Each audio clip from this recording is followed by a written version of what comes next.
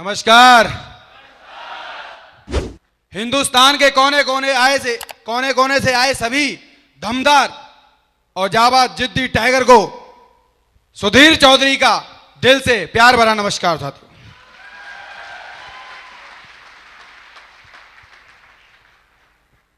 दोस्त, मैं ये कहना चाहूंगा कि आज मैं जो कुछ भी हूं, सर लोगों को चाहे वो वीडियो के माध्यम से सुना, सर ने अगर सजेस्ट किया कि प्रगति सूत्र बुक पढ़नी है तो उसको पढ़ा, और अगर मैं बात करूं चाहे दिशा की बात आ जाए, फर्स्ट प्रायोरिटी पे रखा।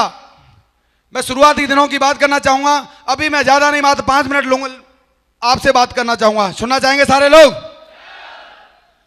मैं बस इतना ही बताना चाहूंगा कि सेफ शॉप आने से पहले मैं क्या था और सेफ शॉप आने के बाद में क्या हो गया हूं। जानना चाहेंगे सारे लोग? तो जैसे जिस तरीके से सभी लोग पढ़ाई लिखाई करते हैं, मैं भी कर रहा था, और पढ़ाई लिखाई करने के बाद में लोगों का विजन क्लियर नहीं होता कि जिंदगी में करना क्या है। एक दूसरे को देखते हैं उन्हीं जैसा बनना चालू कर देते हैं। लेकिन मेरा विजन क्लियर मेरे पिताजी ने पहले ही कर दिया था कि बढ़िया तरीके से पढ़े लिख लो और उसके बाद आपको सरकारी नौकरी करनी है, क्योंकि खुद सरकारी नौकरी में, चाचा जी सरकारी नौकरी में, भाई सरकारी नौकरी में, मौसा जी सरकारी नौकरी में, तो एक ही चीज दिखती थी, सरकारी नौकरी। और पढ़ता चला गया। आज पढ़ाई लिखाई कोशिश बहुत की पढ़ने की, लेकिन कोई ज्यादा पढ़ाई लिखाई कर नहीं पाया। जो एक बेस होता है हाई स्कूल 10वीं पास, जानते सारे लोग? 10वीं पास में करने की कोशिश कर ही रहा था, लेकिन कुछ नंबरों से फेल हो गया। अब कुछ से हो चाहे ज्यादा से हो, फेल तो फेल ही है। फिर मैंने दूसरी बार थोड़ी सी और कोशिश बढ़ाई तो मैं पास हो गया। दूसरी बार में 3rd डिवीजन पास हुआ भाई साहब। अच्छा, रिकॉर्ड तोड़ दिया इसलिए ताली बजा रहे हो, है ना? अरे 3rd डिवीजन भी पास हो जाता और ऐसे ही हो जाता तब भी सही था, उसमें भी 3 नंबर का ग्रेस था। हंस लो, कोई दिक्कत नहीं है। ऐसे पढ़ा लिखा व्यक्ति, अब कुछ लोगों को लग रहा होगा यार हम तो ज्यादा पढ़े लिखे हैं, हमारा क्या होगा? अरे बस नजरिया चेंज करो कि इतने से पढ़े लिखे व्यक्ति यहां से कामयाब हो सकते हैं, तो तुम तो पढ़े लिखे हो, धुआं उठा सकते हो। यस या नो? तो साथियों, इतना सही पढ़ा लिखा था और इतने से पढ़े लिखे क्या होता है? सरकारी नौकरी की तलाश में था और सरकारी नौकरी तलाश करने लगा तो मेरी सरकारी नौकरी लग गई आरपीएम में सरकारी नौकरी लग गई, और वहां मेरी कीमत लगाई गई कि आप कमा सकते हो 8,000 रुपया महीना। और मेरे को पहली जो पेमेंट मिली वो मिली 7,552 रुपए। वो भी पूरी नहीं थी, टीडीएस काट गई थी वो भी। उस पढ़ाई लिखाई पे मेरी कीमत लगाई गई कितनी? 8,000 रुपया महीना। लेकिन मैं बताना चाहूंगा, आगे बढ़ती भी गई कीमत, थोड़ी थोड़ी और बढ़ी, बढ़ती चली गई, जिंदगी चलती जा रही थी। सिंगल था तो 8,000 रुपए भी बहुत था। फिर आगे सिंगल रहा तो पेमेंट और बढ़ी, जिंदगी एकदम बढ़िया चल रही थी। पैसा आता था 1 तारीख को, और पहले टाइम पे खूब मस्ती किया। मूवी का कोई फर्स्ट शो छोड़ा नहीं, अगर फर्स्ट छूट भी गया तो सेकंड शो में मूवी देखी, और जो बचा पैसा है वो घर भेज दिया फिर। लेकिन सबसे बड़ा पंगा मैंने क्या लिया कि 2012 में शादी कर ली। 2012 में शादी कर ली। अगर शादी की होती तब भी ठीक था, उससे भी बड़ा कहते ना महापंगा ले लिया कि मैडम को साथ रख लिया। बात समझ में आ रही है? पहले पैसा आता था, मेरे पास रहता था, मैं फुल एंजॉय करता था। लेकिन अब क्या हुआ? अब भी पैसा आ रहा है, लेकिन अब पैसे को खर्च करने वाली वो मशीन जुगाड़ मेरे साथ था। और थैंक यू। और जो हर नौकरी वाले के साथ होता है वो मेरे साथ होने लग गया। हर 1 तारीख को, हर नौकरी प्राइवेट या सरकारी कोई भी क्यों ना हो, 1 तारीख को पैसा आता जरूर है, बड़ी मुश्किल से 25 तारीख तक चलता है। यस और नो? और 25 तारीख के बाद में एक लिस्ट बनना चालू हो जाती है कि अगली 1 तारीख को जो पैसा आएगा उसमें से इतने दूध वाले को देने, इतने राशन वाले भैया को देने, और बच्चों की ट्यूशन फीस की अभी हो गए भाई ट्यू। यस और नो? यानी कि आने वाली सैलरी का भी हिसाब पहले से लगा रहता है। सही है कि नहीं? और ऐसा ही सब कुछ चल रहा था, चलता चला गया, चलता चला गया। सपने जिंदगी में बहुत बड़े थे, हमेशा से सपने बहुत बड़े थे। नौकरी करने का तो सपना ही नहीं था, लेकिन जाने अनजाने में मैं नौकरी में चला गया। मैं स्पोर्ट्समैन था और स्पोर्ट्स में ही आगे बढ़ना चाहता था, लेकिन आरपीएफ की भर्ती में गोला फेंक मांग रहे थे, इसलिए मैं उसमें धोखे में चला गया। मैंने कहा यार रेलवे वाले बताते हैं कि ये स्पोर्ट्स कराते हैं, और मैंने कहा स्पोर्ट्स में पड़े रहेंगे, प्रमोशन लेते रहेंगे। इस चक्कर में धोखे में चला गया। पता चला कि सुधीर तो स्पेशल फोर्स में चला गया, और वहां पे ना तो कोई खेल कूद ना कुछ ना। इस तरीके से सपने बहुत बड़े थे कुछ करने के जिंदगी में, लेकिन पैसा आता था, खर्च हो रहा था, आ रहा था, खर्च हो रहा था, तो सपने तो दूर दूर नजर नहीं आ रहे थे। वही रेलवे क्वार्टर की जिंदगी। अगर मैं बात करूं आरपीएफ की नौकरी की, तो मैं ये नहीं कहता कि आरपीएफ की नौकरी बुरी है। अगर बेल्ट की नौकरी में अगर देखा जाए तो सबसे नंबर 1 अगर कोई नौकरी है तो वो आरपीएफ की नौकरी है।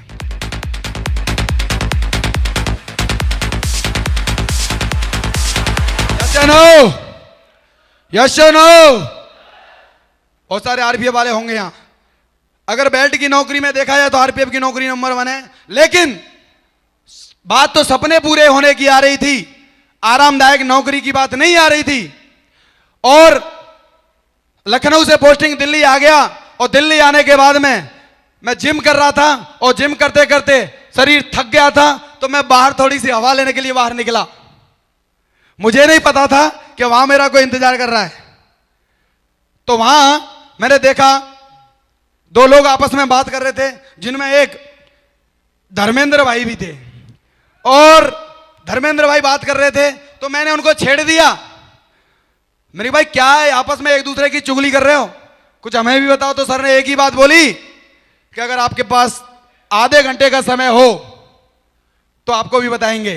और उस दिन की जिम खत्म की, और धर्मेंद्र भाई के साथ में मेरी की ऐसी बात है आधे घंटे की, तो चलो चलते हैं। और इन्होंने जाके ले जाके बैठा दिया मुझे महागुरुजी हरि नारायण चौधरी साहब के पास में, और उन्होंने दी मुझे सेफ साहब की जानकारी। Thank you. और महागुरुजी ने जब जानकारी दी और मुझे बताया कि सुधीर जी आप यहां से कोई भी पैकेज लेते हो, और जिस तरीके से मैंने बताया है इस तरीके से अगर आप काम करते हो तो आप यहां से लाखों रुपया महीना कमा सकते हो, लाखों रुपया महीना कमा सकते हो। और सर बोलते जा रहे थे, हर पैकेज पे बोल रहे थे, लेकिन जैसे ही सेकंड प्लान आया, और तब भी कुछ समझ नहीं आया, लेकिन जैसे ही बताया कि आप यहां से कमा सकते हो 50 लाख रुपया। यस या नो? और मैंने देखा यार 50 लाख कहां से आ गया, क्योंकि तब तक तो माइंड अपना रहता ही नहीं है प्लान के अंदर। यस या नो? और मैंने देखा दोबारा से गुणा भाग लगाया तो देखा कि 50 लाख तो पूरा है। और मैंने सर से बोला कि क्या करना पड़ेगा? बोले इसमें से कोई भी एक पैकेज लेना है, और उसके बाद में जैसे हम कहें वैसे करते चले जाना। मैंने कहा ठीक है। बहुत सारे लोगों के दिमाग में पता नहीं क्या क्या आ जाता है, लेकिन अपने दिमाग में कोई सवाल नहीं आया। एक ही बात आई, क्योंकि सर ने बोला था आप आज शुरुआत करते हो तो कल कोई भी शुरुआत करेगा वो आपके नीचे ज्वाइन करेगा। मैं काम करूंगा, आप भी काम करेंगे, दोनों मिलके काम करेंगे, और आपको सीनियरिटी का बेनिफिट मिलेगा। जितने भी लोग नीचे आएंगे वो आपके लिए काम करेंगे। मैंने कहा सर अब तक जितने भी ज्वाइन हो गए हो ठीक है, लेकिन आप कोई मेरे से ऊपर नहीं जाना चाहिए, अभी फिलअप करो उस फॉर्म को। और फॉर्म फिलअप किया। दूसरे दिन एफआईएम हुई, और एफआईएम में ट्राइपॉड के बारे में बता दिया, ट्रिपल आईडी, ट्रायंगल, कौन सी भाषा समझ रहे हैं, 3 आईडी के बारे में बताया। तो मैडम भी साथ थी, तो फिर मैडम ने बताया कि जब डायमंड बनना ही चाहते हो तो दमदार वाले बनो ना, 3 आईडी पे बनो। और मैडम ने 2 और लगवा दी। मैंने बहुत बढ़िया। और उस टाइम पे इत्तेफाक से मेरा दोस्त आया हुआ था, वो इतना अंधा विश्वास करता मेरे पे कि भाई मेरी समझ में नहीं आ रहा क्या है इसमें, तू ये बता करना क्या है। मैंने हैप्पी फैमिली पैक ले दे, मैडम के लिए साड़ियां, तेरे लिए सूट 8,737 रुपए का है। तो वो पॉकेट में लेके ही बैठा था, ले भाई। यानी दूसरे दिन में क्यूएसी बन गया था।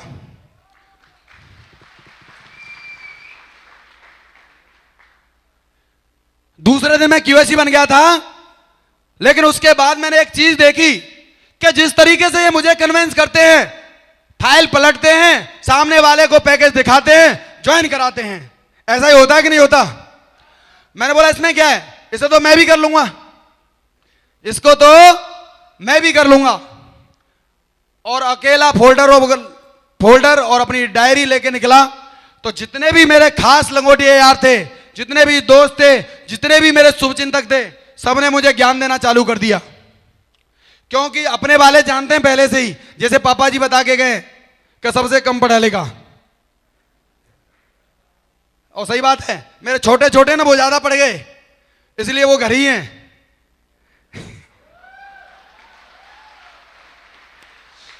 Thank you.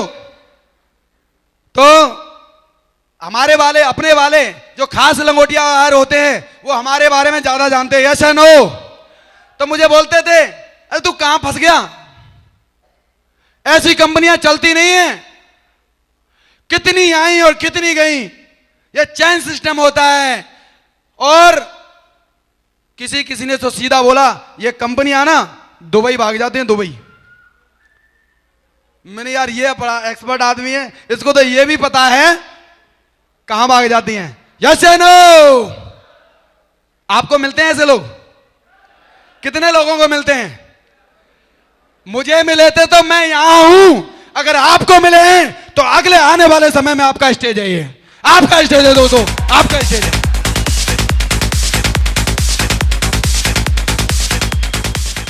Thank you. और जब अपने वाले लोग इस तरीके से बोलने लगे, बोले किसने टोपी पहना दी तेरे को? अच्छा मैं समझ गया, तू दो बनाने घूम रहा है, तू समझ रहा है मैं बन जाऊंगा। मैं बनने वाला नहीं हूं। बोलते हैं कि नहीं? यस या नो? और दोस्तों इस तरीके से मेरे साथ हो रहा था। और ऐसे टाइम पे बड़ी गुस्सा आ रही थी। किसके ऊपर? मैडम के ऊपर। मैंने कि एक आईडी से ज्वाइन किया था, ये बोली 3 दिन कर लो, 3 दिन है, काम का 29,000 रुपए लगवा दिए। यस या नो? और अब मैं इनसे बोलूं और ये बोले तुम तो समझदार थे। अरे मैंने कि यार मैं, चलो इनसे गुस्सा करने से कोई फायदा नहीं है। अब ऐसे चेहरे पे अगला चेहरा कौन सा नजर आता है? अरे अपलाइन तो सम्मानीय शब्द है, मुझे किसने फंसाया था। यस या नो? आता है? मुझे भी याद आया। अब वो देख रहे थे मेहनत तो कर रहा है, लेकिन सिस्टम के हिसाब से मेहनत करेगा तो गारंटी से ये डायमंड बन के दिखाएगा। वो मुझे ढूंढ रहे थे और मैं उन्हें ढूंढ रहा था। और एक जगह मुलाकात हो गई महागुरु जी बद्दूराम सर से। मैं चाहूंगा जोरदार ताली सर के लिए। Thank you. और सर से मुलाकात हुई। मैंने कहा सर, अरे मैं आपको ढूंढ रहा था। बोले मैं तो तुम्हें ढूंढ रहा था। मैंने कहा अजीब आदमी है। मैंने कहा सर वो पैकेज रखें घर पे, वो पैकेज रखें घर पे, उनको ले जाना। अरे कुछ कम ज्यादा हो के पैसे वापस हो जाए ना, तो पैसे वापस करवा देना मेरे। तो आपको भी बोलते होंगे? बोलते हैं? तो महागुरु जी की एक खास बात है, एक ही बात बोलते हैं, और बताओ। हेलो, सर के पास जाके बैठ जाओ, एक ही बात बोलेंगे, और बताओ। और सर ने जैसे ही बताया और बताओ, मैंने और क्या बताऊं, पैसे वापस करवाओ। तो सर ने बोला कैसा करते हैं, यार रोड पे खड़े होकर कुछ नहीं हो सकता, हम बैठ के बात करते हैं। मैंने बोला बैठ के नहीं बात करूंगा, एक बार बैठा था 29,000 लगे थे।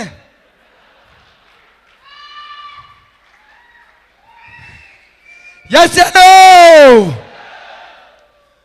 तो मैडम साथ में थी, बोली ऐसा है पैसे तो मैं ही दूंगी, 1 रुपया नहीं दूंगी, चलो बैठ के बात कर लो। तो सर ने बोला कि टाइगर साहब एक बात बताओ, मैंने ये कहा था जैसे हम कहते हैं वैसा करते चले जाओ, आपकी जिंदगी जरूर बदल जाएगी। क्या आपने ज्वाइनिंग लेने के बाद, क्यूएसी बनने के बाद हमसे टच रखा? मैंने कहा ना, मैं तो तुम जो बताते थे वो मैं बताते जा रहा हूं। तो बोले आज के बाद जब किसी काम को अगर 8 लाख महीने कमाने हैं, अगर जिंदगी बदलनी है, सपने पूरे करने हैं, तो हमें क्या करना पड़ेगा, उस काम को बढ़िया तरीके से पहले सीखना पड़ेगा। यस या नो? सर ने बोला कि सीखना पड़ेगा। तो मैंने एक ही बात बोली, इसमें क्या सीखना है? मेरा दिमाग काम करना चालू हुआ, मैं इसमें क्या सीखना है? तुम फोल्डर खोल के दिखाते हो, मैं भी फोल्डर खोल के दिखाता हूं, इसमें सीखने वाली कौन सी बात है? तो बोले ऐसा करो 2-3 महीने और घूम लो। मैंने कहा सर गारंटी से आज मैं लिख के देता हूं, आप जैसा कहोगे सुधीर वैसा ही करेगा। और थैंक यू, अभी तो कुछ किया थोड़ी है। 3 महीने तक अपनी दिमाग को लगाने की वजह से 3 महीने तक मेरे साथ कोई टीम नहीं बनी, मैं क्यूएसी का क्यूएसी रहा। और 3 महीने तक मुझे बहुत सारे इधर उधर की कुछ भी बोलने वाले बहुत सारे लोग मिले, और 3 महीने तक मेरे साथ कोई भी ज्वाइनिंग नहीं हुआ। और 3 महीने के बाद मैंने सर से कमिटमेंट किया, सर जैसे कहते गए मैं वैसे करता चला गया। और 1 साल कंप्लीट होने के बाद जब मैंने पीछे मुड़ के देखा, 1 साल पूरा होने के बाद पीछे मुड़ के देखा, तो मेरी टीम का साइज 125 लोगों का हो गया था दोस्त, 125 लोगों का। थैंक यू, आपकी तालियों से मुझे पता चल रहा है 125 की कोई टीम ज्यादा नहीं है, यस एंड नो। लेकिन मुझे सर ने रगड़ रगड़ के बढ़िया तरीके से समझा दिया था कि सिस्टम के प्लान को समझो। प्लान में बोला जा रहा है 1 साल में 10 लोग भी आते हैं तो आप 4 साल में डायमंड बन जाओगे, yes and no, yes and no. और मुझे वही बात याद आई, मैंने 1 साल में 10 ही लाने थे, 125 आ गए, 2 साल से भी ज्यादा का काम हो गया, यस एंड नो। और ये काम करना मेरे लिए जरूरी नहीं, मजबूरी हो गया, अब तो मैं मना भी नहीं कर सकता। और काम करता चला गया, करता चला गया, करता चला गया। और जहां 2 लोगों की बात करते हैं, मेरे साथ 2 भी आए, 10 भी आए, 100 भी आए, 1000, 10,000, 11,000, 12,000, 13,000। आज आपके सामने खड़े हुए शख्स के साथ पूरे के पूरे 14,000 लोग हैं, 14,000।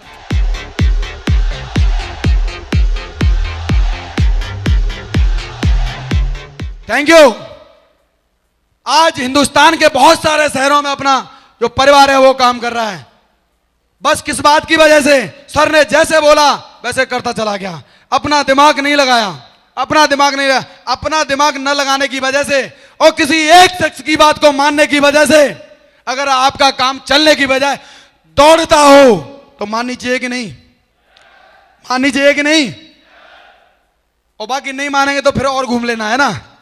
तो दोस्त, अगर मैं बात करूं शेपसोम में आने के बाद, जहां मैं सरकारी नौकरी से सन 2007 में भर्ती हुआ था और 2007 से लेके 13 अगस्त 2020 तक 14-20 साल तक, मतलब 13 साल 13 महीने नौकरी को कर लिया, 13 साल 13 दिन।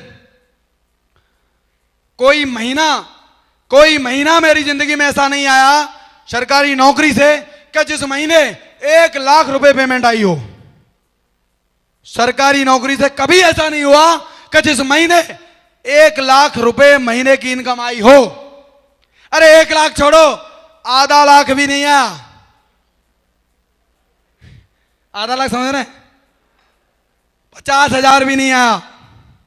लेकिन मैं बताना चाहूंगा, सिस्टम में बोधा ने उस दिन विश्वास किया था, उस दिन भरोसा किया था, उस दिन एक पैकेज लेने की वजह से, उस दिन डिसीजन लेने की वजह से आज आपके सामने खड़ा हुआ लड़का हर महीने का लाखों रुपए कमाता है। दोस्तों, हर महीने लाखों रुपए कमाता है, हर महीने।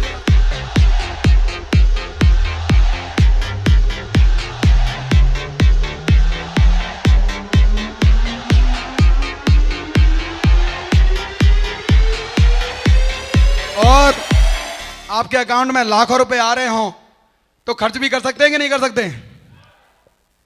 कर सकते हैं कि नहीं?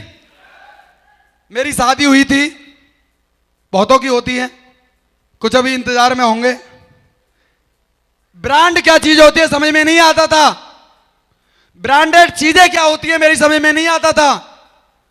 लेकिन जब लाखों रुपया आने लगा और लाखों रुपया महीना, लाखों रुपया सप्ताह कमाने वाले लोगों के साथ में रहने लगा तो बताया। और शादी में पीले कलर की घड़ी मिली थी, घड़ी, पीले कलर की घड़ी हर किसी को मिलती है, मुझे क्या स्पेशल मिली थी? जैसे नो, पीले कलर की घड़ी मिलती है और हम उसे बड़े प्यार से पहनते हैं और जब तक पहनते रहेंगे, जब तक पहनते रहेंगे जब तक पीले से सफेद ना हो जाए। जैसे नो, क्योंकि इसमें मैडम का प्यार भी तो छुपा रहता है। और ब्रांडेड चीजों के बारे में समझ में आया, तो महागुरु जी लोगों ने बताया कि टाइगर साहब अब आप आगे बढ़ गए हो। तो आज लाखों रुपए आने की वजह से आज टाइम देने के लिए जो आपके सामने खड़ा टाइगर है, टाइगर तो तुम्हें डॉक्यूमेंट्री से लग गया होगा। Yes no? Rado brand, Rado 1,74,000 रुपए की घड़ी है दोस्तों, 1,74,000 रुपए। मुझे लगता है सबकी कलाई में है, इसलिए हाथ उठाई नहीं बजाने के लिए।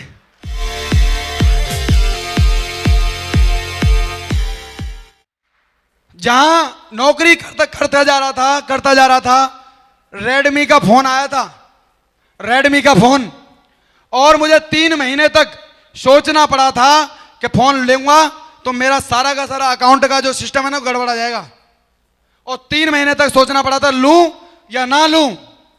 लेकिन आज सेफ शॉप की वजह से, ग्रेट मेंटर्स के आशीर्वाद की वजह से, इन लोगों की गाइडलाइन की वजह से जैसा कहते चले गए वैसा करता चला गया। आज मैं बता दूं, हिंदुस्तान का सबसे महंगा ब्रांड एप्पल का आईफोन 11 प्रो मैक्स 1,32,000 रुपए में आप लोगों से होती है। Hello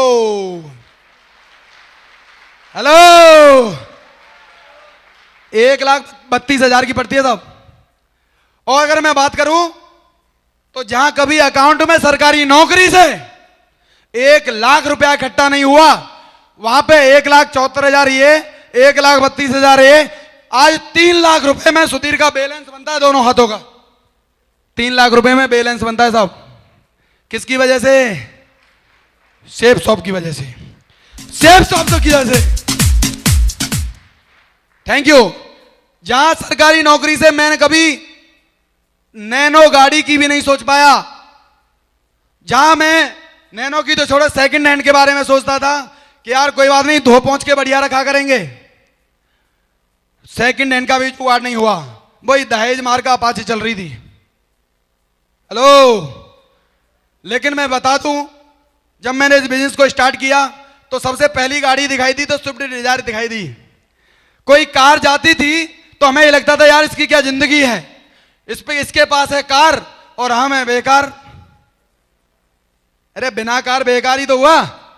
yes no?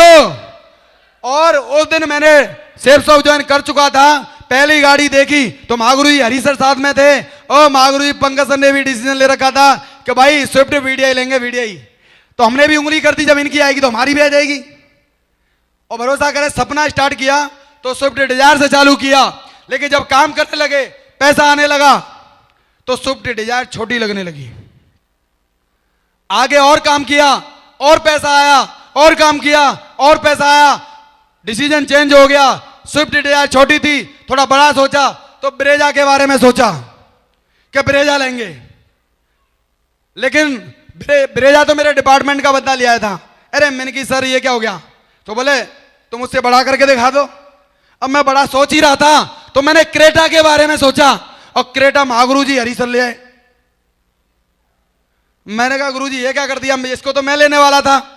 तो सर ने एक ही बात बोली कि बाप का सीना जब चौड़ा होता है जब बेटा 2 कदम आगे करके दिखा दे। Yes no? अरे मेरी आगे बढ़ना पड़ेगा। तो आज सर से भी आगे बढ़े, और इसमें मेरा कोई वजूद नहीं था, जिद इन्होंने दी, धक्का इन्होंने लगाया, और आज आपके सामने खड़ा हुआ शख्स 22 लाख रुपए की जीप कंपास गाड़ी से चलता है दोस्तों।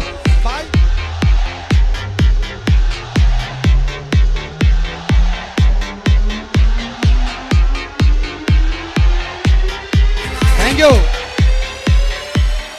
जहां सरकारी नौकरी करते करते मैं रेलवे क्वार्टर में रहता था, छोटे छोटी बच्चियां थी, इत्तेफाक से उसी क्वार्टर के पीछे पीपल का पेड़ भी था, और वहां पे चींटे ज्यादा थे। कभी चींटा बच्ची को खाता था तो कभी बच्ची चींटे को खा जाती थी। अब बच्ची होके जाने। Yes no? और दोस्तों, आज सेफ शॉप जिंदगी में आने की वजह से, महागुरु जी लोगों के आशीर्वाद की वजह से, दमदार धमाकेदार एजुकेशन के मामले में सक्सेस सपोर्ट सिस्टम की वजह से, और मैं कहूं तो टीम की अगर बात करूं तो हिंदुस्तान की number 1 team royal dreamer team की वजह से आज ये शख्स आपके सामने खड़ा है। तो 60 लाख रुपए का गणपति वर्ल्ड में अपार्टमेंट बुक करके खड़ा है दोस्तों। 60 लाख रुपए का।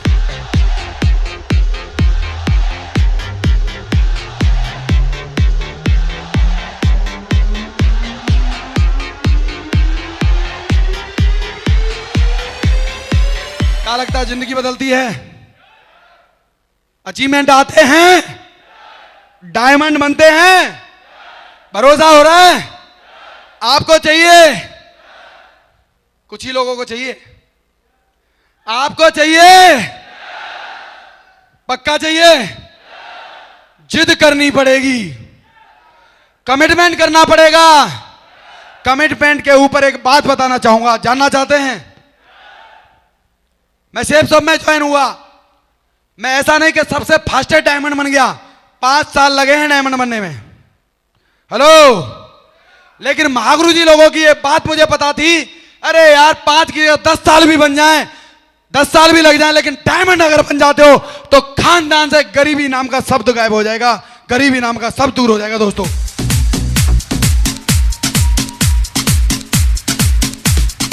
Thank you. इसी बात के साथ, इसी जिद के साथ काम कर रहा था।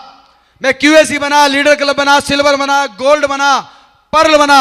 और मैं बता दूं, इस लेवल तक मेरा कोई टारगेट नहीं हुआ था। लोगों के टारगेट होते थे, मेरा टारगेट नहीं होता था। मेरे तीनों के तीनों गुरुओं के टारगेट होते थे। ये जश्न मनाने के लिए कभी गोवा, कभी जैसलमेर, कभी थाईलैंड जाते थे। लेकिन ये टारगेट करने के बाद में ये वहां पे जाके जश्न कम मनाते थे। मुझे फोन करके महागुरु जी पंकज सर को मैंने बार बार देखा कि रोते जरूर थे, रोते जरूर थे दोस्त। सिर्फ मैं ही नहीं, आप भी वही शख्स हो जिनके लिए, जिनका टारगेट नहीं होता है ना, आपके भी अपलाइन को दुख होता है कि मेरा टाइगर रह गया है, मेरा टाइगर रह गया है। मैं बताना चाहता हूं कि हम ऐसी ग्रेट मेंटरशिप में काम कर रहे हैं। ऐसे हमारे जो मुखिया हैं, ऐसे हमारी ट्रेन के जो इंजन हैं, वो सिर्फ अपनी ही कामयाबी पे खुश नहीं होते, वो आपके लिए दुखी भी होते हैं, आपके लिए दुखी भी होते हैं। आप बहुत ही ज्यादा सौभाग्यशाली हो। और मैं देखता था पंकज सर को मैंने कई बार रुलाया है। और मैं पर्ल था, पर्ल, और पर्ल बन गया तो सर ने जब फिर दोबारा से मेरे लिए इस तरीके से रोया, उस दिन फोन कॉल पे मैंने एक ही बात का कमिटमेंट किया, सर मैं आपको विश्वास दिलाता हूं और कमिटमेंट करता हूं कि जो आंसू जो निकल रहे हैं ना, आज के बाद भी आंसू निकलेंगे, आज के बाद भी आंसू निकलेंगे, लेकिन वो आंसू खाना खा लो। मैंने ना सर, कमिटमेंट है, अब टारगेट होके रहेगा। लास्ट दिन में 35 सेल चाहिए थी, 35। नामुमकिन लगने वाला जो लक्ष्य था, मैं कह रहा हूं कि कितने सारे लोग 1 महीने पहले से हथियार डाल देते हैं। 35 नहीं, 42 ड्यूटी चाहिए। ना सर, अब की बार नहीं, अगले बार की तैयारी करेंगे। लेकिन दिमाग में कभी ये नहीं आया। और दूसरे दिन फिर सुबह हुई, 7 बजे निकल गए बैग लेके, और 7 बजे से लेके शाम के 7 बजे तक 12 घंटे में 7 ज्वाइनिंग और आ गई। कितनी? 7 ज्वाइनिंग और आई। Thank you. और 7 ज्वाइनिंग आने के बाद भी टारगेट पूरा करने के लिए 28 ज्वाइनिंग चाहिए थी। कितनी? 28 ज्वाइनिंग चाहिए थी। और दोस्त, महागुरु जी पंकज सर का भी कॉल आया कि टाइगर साहब भूखे काम नहीं होता है, ये कौन सी जिद है, क्या मैसेज देना चाह रहे हो टीम को? मैंने कहा सर अब इसके पीछे कुछ भी हो, मुझे ये पता है कि मेरा टारगेट होगा तो सबसे ज्यादा खुशी भी आप ही को होगी, जैसे नो। और जिद कर रखी थी, सुबह से लेकर शाम के 7 बजे तक लगभग 30 से 35 पेज भर दिए थे। किसी को भी प्लान नहीं दिया था। जिसका भी नाम लिख रहा था तो इतनी सी बात आती थी, बंदे का नाम लिखा, 1 DD इसकी आ जाएगी, 1 इसकी आ जाएगी, 1 इसकी आ जाएगी, 1 इसकी आ जाएगी, 1 इसकी आ जाएगी। यानी कि महागुरु जी माधव सर बताते हैं कि आप पॉजिटिविटी का ऑरा बनाओगे तो पॉजिटिविटी का ऑरा बनेगा। अगर आप नेगेटिविटी का ऑरा बनाओगे तो ढूंढ ढूंढ के लोग आपके पास नेगेटिविटी वाले आ जाएंगे। यानी कि जो भी नाम लिख रहा था TD काउंट हो रही थी, जो भी नाम लिख रहा था TD काउंट हो रही थी। और शाम को 7 बजे के बाद मैं कश्मीरी गेट मेट्रो स्टेशन पे बैठा था, वहां से खड़ा हुआ, फिर दोबारा से लिस्ट बनाई, फिर दोबारा से कुछ ज्वाइनिंग आई, फिर दोबारा से लिस्ट बनाई, फिर दोबारा ज्वाइनिंग आई और 11:53 पे लास्ट ज्वाइनिंग सतीश जी ने बोली महागुरु जी की जय हो, लास्ट डीडी पेमेंट कर दी।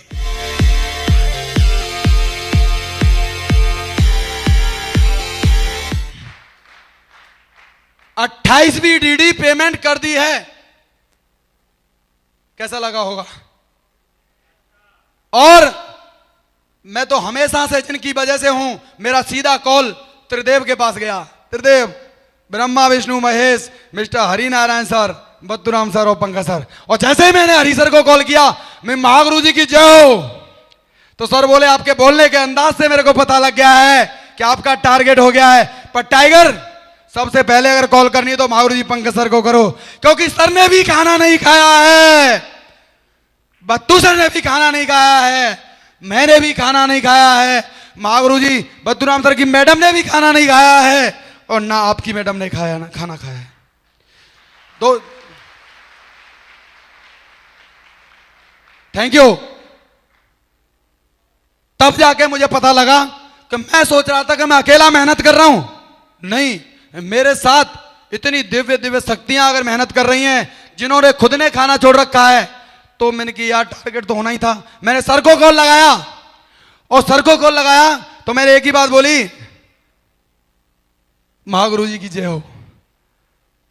और मैं बताऊं, उधर से आवाज नहीं आई, उधर से सिर्फ रोने की आवाज आई।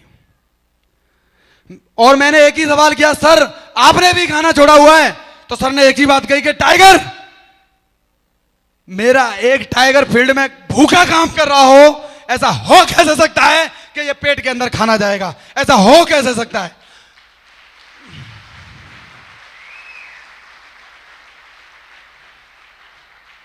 Thank you. जिद मेरी थी, टारगेट मेरा हुआ।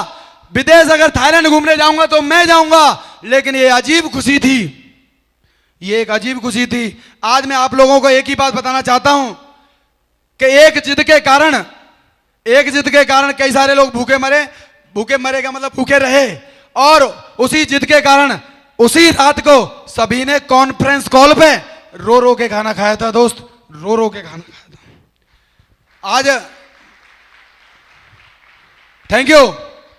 मैं इस बात से इतना बताना चाहता हूं कि आपको क्या लगता है, आप और हम बहुत ही ज्यादा सौभाग्यशाली हैं कि उस टीम का हिस्सा हैं जिनका मुखिया, जिनका इंजन अपनी कामयाबी के लिए आगे नहीं बढ़ता। आज स्टेज के माध्यम से 4 दिन हो गए महागुरु जी को दहाड़ते दहाड़ते। Yes and no, yes and no. किसके लिए? किसके लिए? अरे वो अपनी कामयाबी नहीं चाहिए, अगर चाहिए तो ये सामने जितने भी बैठे ना, इन सब की कामयाबी के लिए।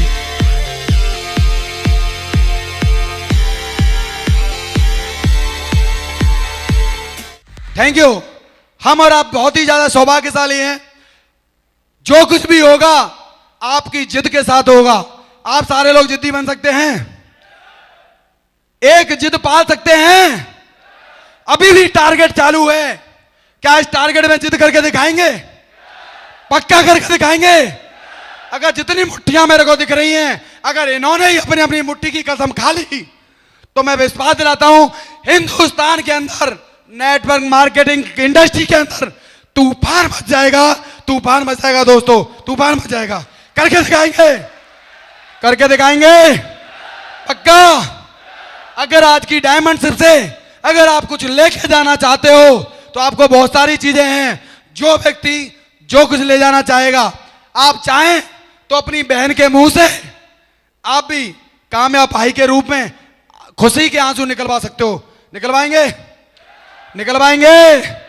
आप अगर ले जाना चाहें तो अपने माता पिता के चरणों में डायमंड शिप की ट्रॉफी रख सकते हो। रखना चाहेंगे? रखना चाहेंगे? आज मेरी मम्मी ने बोला मुझे इस दिन का बहुत दिन से इंतजार था, और मैं विश्वास दिलाता हूं आपकी मम्मी को भी इस दिन का इंतजार है। आपकी मम्मी को भी इस दिन का इंतजार है। यस या नो? यस या नो?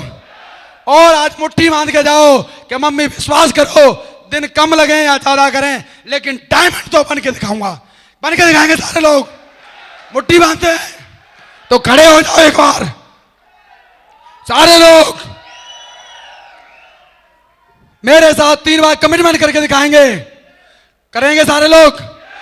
कह सकते हैं अपनी मम्मी से, कर सकते हैं अपने पिताजी का सीना चौड़ा? करेंगे सारे लोग? तो मेरे साथ 3 बार बोलेंगे, I am a diamond, I am a diamond, I am a diamond, wish you all the best, go diamond.